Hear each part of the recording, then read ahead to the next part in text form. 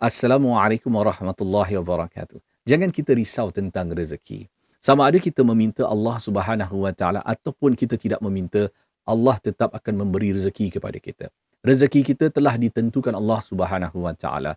Anak-anak kita, isteri kita, semua tidak akan kebuluran. Kita tidak perlu mencuri, kita tidak perlu merompak, kita tidak perlu menipu orang, kita tidak perlu mengambil hak orang, kita tidak perlu menggadaikan agama kita. Kita tidak perlu untuk menggadaikan syurga kita kerana inginkan rezeki.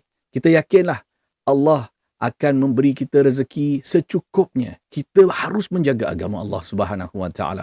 Kita harus bersyukur kepada Allah Subhanahu Wa Taala. Allah akan menambah lagi rezeki kita. Kita kalau kufur kepada Allah Subhanahu Wa Taala, Allah akan menyiksa kita.